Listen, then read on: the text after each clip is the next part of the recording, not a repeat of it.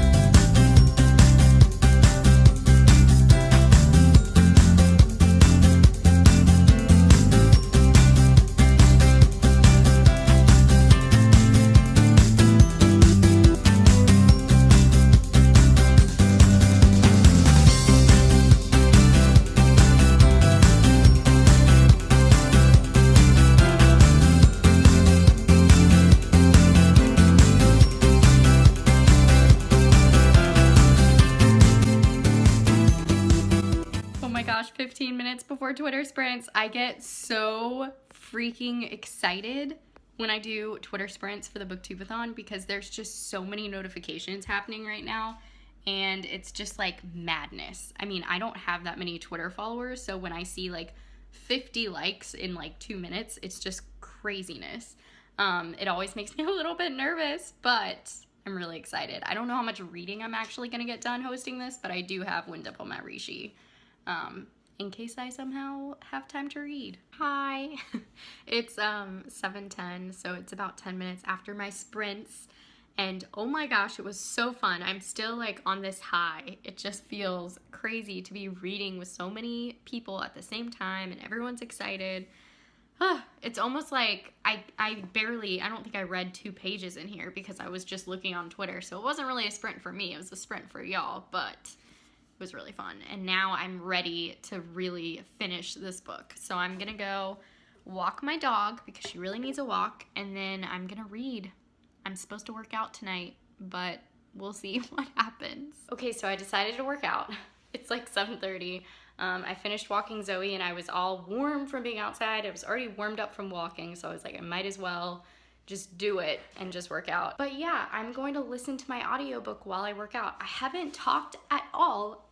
I cannot believe it. I have not talked at all about my audiobook. I think it's because I started it before the Book-Tube-A-Thon technically. I think I had like 7 hours maybe left on it, but it's the Retribution of Mara Dyer, the 3rd one in the series. And so I've just been listening while I drive or while I'm cleaning or, you know, just getting ready. And now I'm gonna listen to it while I work out.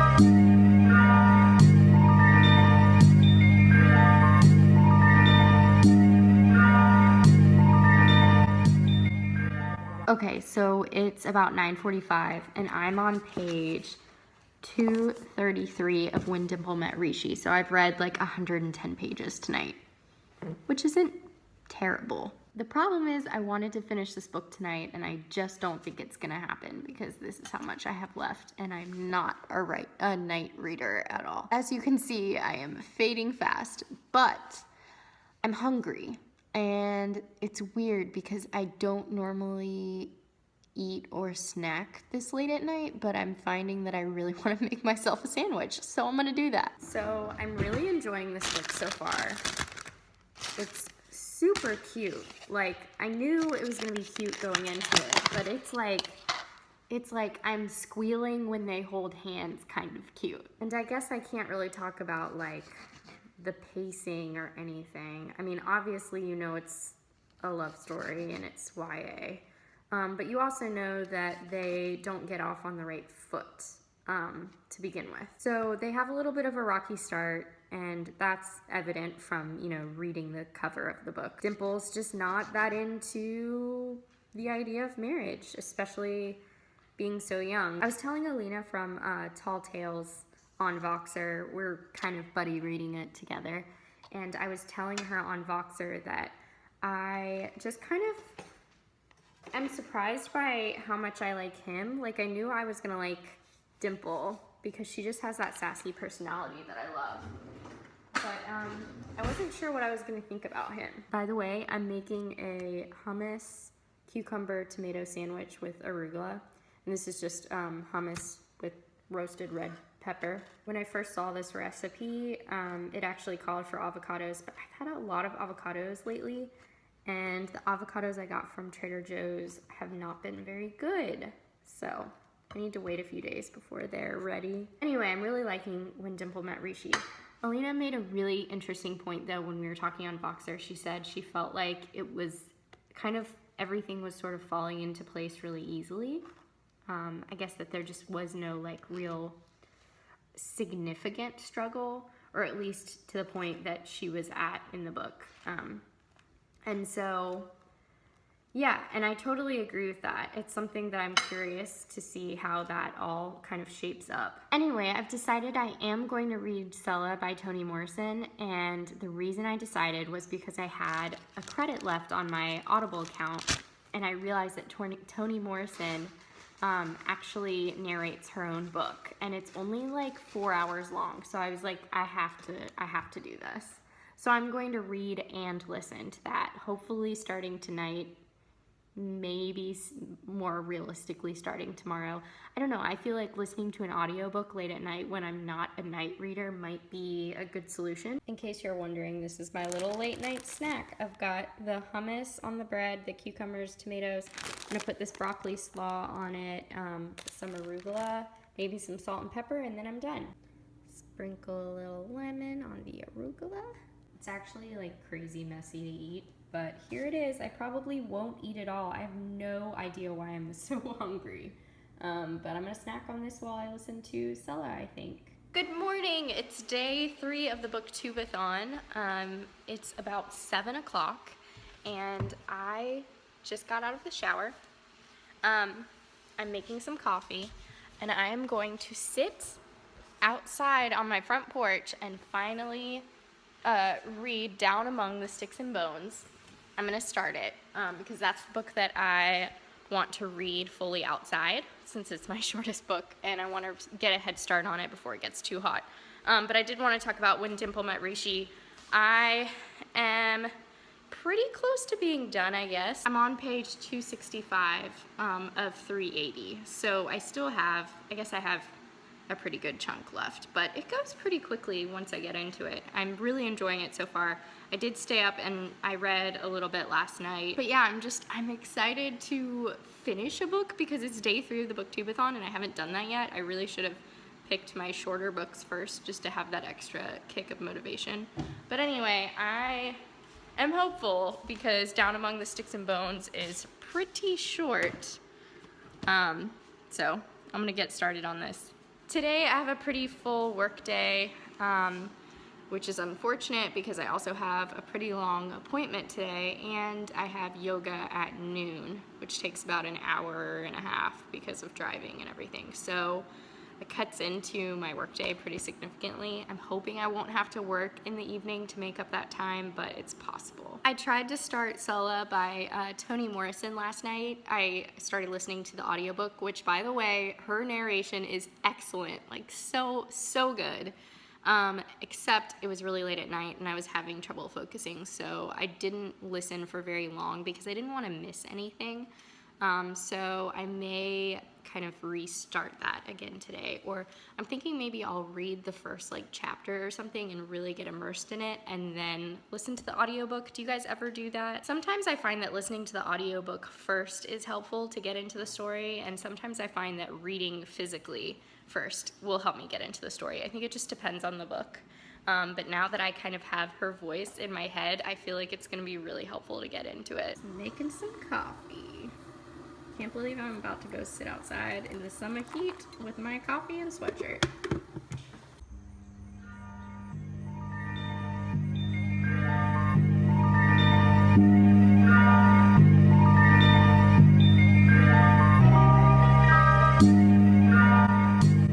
Okay, so it's about 8:40 in the morning and I'm 80 pages in to Down Among the Sticks and Bones. So I have 100 pages still.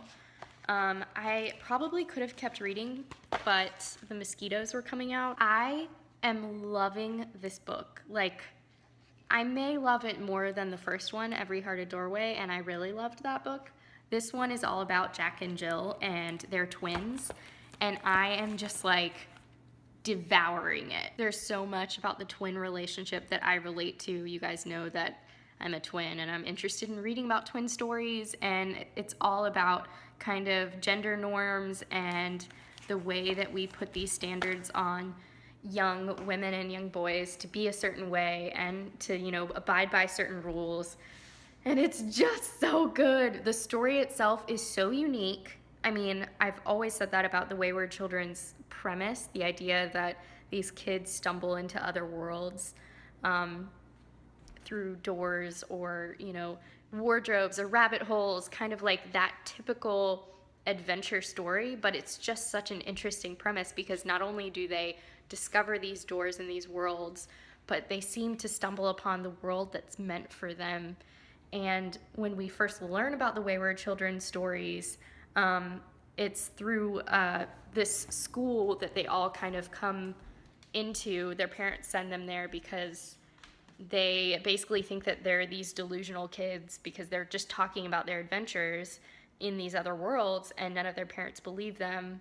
And the children most likely want to go back to the world that they came from, which I just think is really interesting. The idea that that's their true world that they should be in, and, you know, going back to the world they were born in just feels, it doesn't feel like home anymore.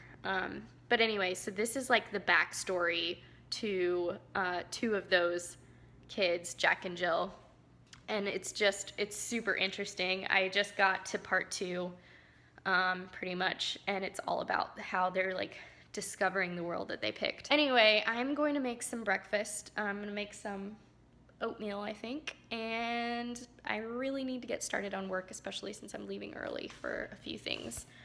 So I'll talk to you guys soon. Okay, it is 11:45. I'm almost late to my yoga class, but I'm walking out the door now. I've had a pretty productive work day, I'd say. I still have a lot of work to do because, like I said, I'm cutting into like a lot of time during the workday for these appointments. But I feel good about what I've done so far. Sorry, I'm putting my shoes on right now and really trying to get out the door. I'm gonna take When Dimple Met Rishi.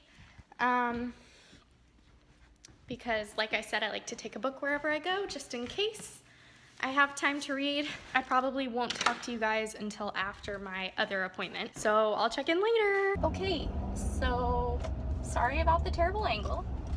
I am just so annoyed right now and could not be bothered to vlog when I get home, but basically, I just drove, it's like a 10-minute drive, it's not bad, but I just drove all the way to my yoga class, and because I was not late, I was 5 minutes early, but because this yoga studio is in a pretty like popular place, You usually have to get there like 15 minutes before the class starts to find a parking spot.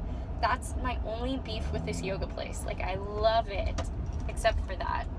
And it's just so frustrating because to get there 15 minutes early, I have to leave 30 minutes before the class starts. And,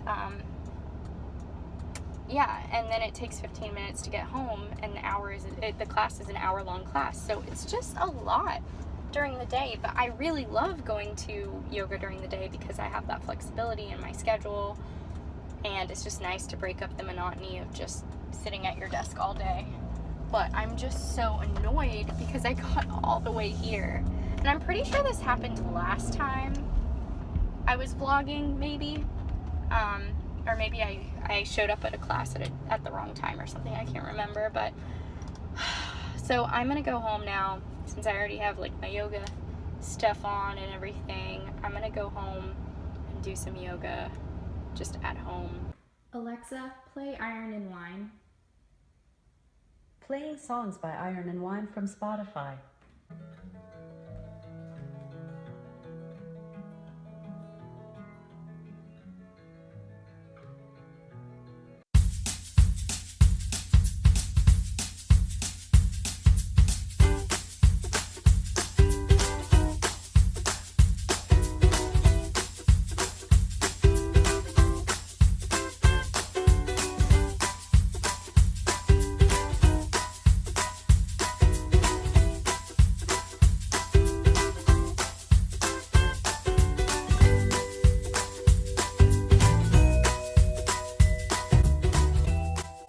It's about 5:15. I just finished work for the day. Once again, feeling like I should have done more work, but I'm trying to tell my brain to stop working so that I can read. The whole work-life balance thing is hard sometimes when you're freelancing. Anyway, I think I'm gonna go outside and see if I can finish Down Among the Sticks and Bones. If I can't finish it because the mosquitoes are too bad, then I will come inside and start reading When Dimple Met Rishi, which I also really want to finish today. Well, this lighting is flattering. I'm sitting beside the outlet because my phone is charging. It's at 2%. So I'm kind of annoyed because I was reading out on the front porch and there's this kid in our neighborhood.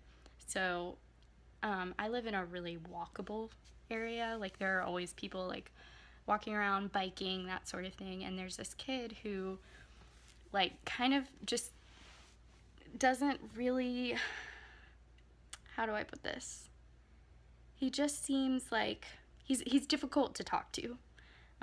He kind of like lingers, will like come up and have conversation with you, but like won't really say much. And he seems like a nice kid, but it was so awkward.